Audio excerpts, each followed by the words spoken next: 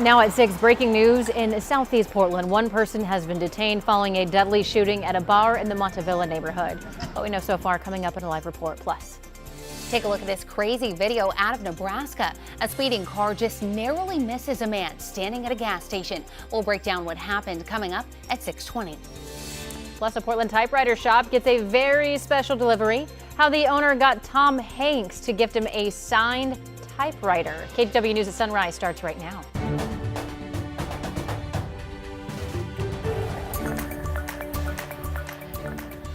Good morning, and thank you for joining us on your Thursday. I'm China Green. And I'm Corey Johnson in for Drew Carney today. Chris McGinnis is standing by for a look at your weather and traffic. Yeah, good morning, ladies. We are off to a kind of a cloudy start here in the live look from our Vancouver camera. The springs along the waterfront, looking down on the interstate bridge there. I think you can see that cloud cover there for sure, right? It's 60 right now at Pearson Airfield.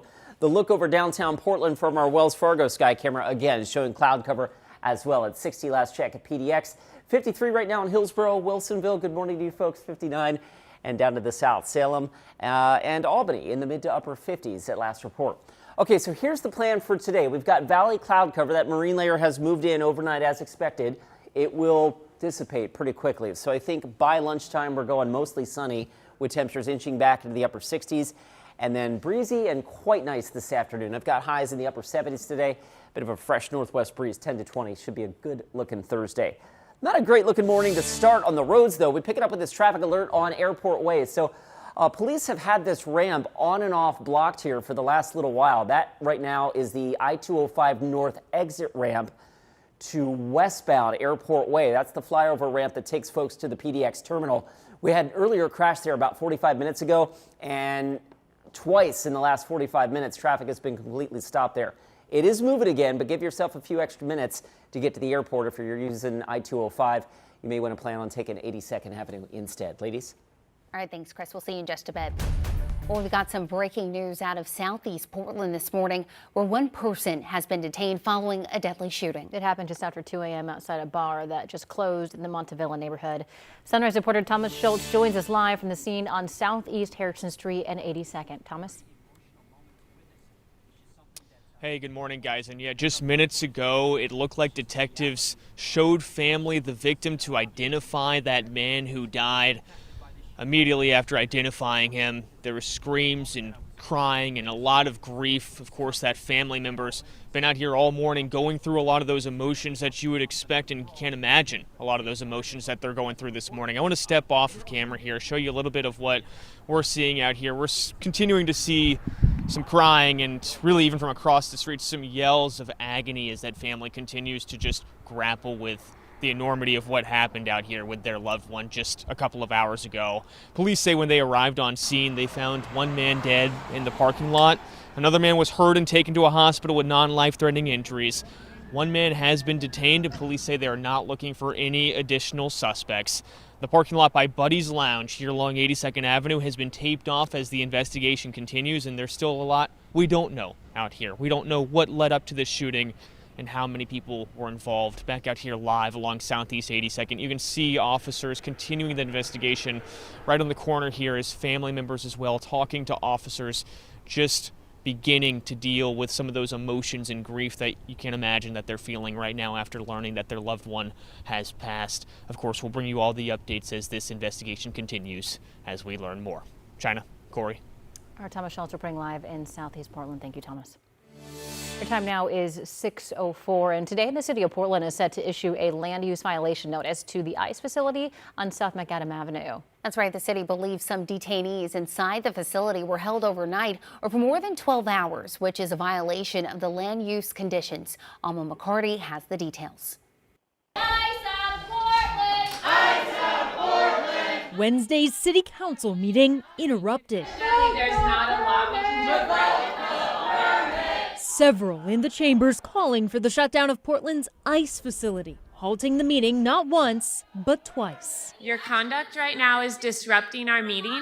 We have people who are here to do the business of the city tonight. This display just hours after the mayor announced the city will issue a land use violation notice on Thursday. This review was triggered by the federal government's breaking promises to our community regarding the detention of human beings. Specifically, the city believes ICE violated its land use conditions 25 times in 10 months by detaining people for more than 12 hours or keeping them overnight. This is just one step in a formal process. The outcome is not a foregone conclusion, and the federal government will be given an opportunity to respond. Well, it's a good start in the right direction. I mean, it's progress. Any progress is good progress. Protesters outside the facility for weeks and months reacting to this update. We are a bit relieved, still kind of holding our breath, because everything takes a long time. And this building is not only an eyesore for the community, but it represents a lot of brutality. They explain it's been a contentious scene between federal officers and demonstrators. And that tension's clearly visible in this interaction caught on camera Wednesday afternoon. A person over the blue line demarcating federal property is rushed by officers and then runs into traffic. We're told the person suffered minor injuries but will be okay. Meanwhile, Councilor Angelita Murillo says she'll be bringing forward 3 policies aimed at how ICE navigates in Portland, but tells me in this land use case, for now, council must remain neutral. And I hope that this signals to Portlanders that we are going to hold everybody accountable, whether that be a local business or the federal government. The law applies equally to everybody as far as I'm concerned.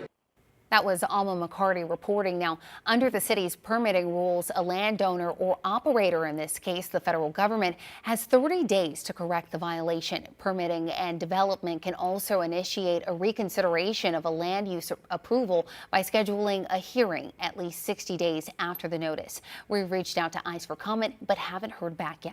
Meantime, ICE agents arrested 2 men in North Portland this weekend. On Monday, agents detained Felipe Aguilar Gama as he left for work. This doorbell video shows federal ICE agents moments before the arrest.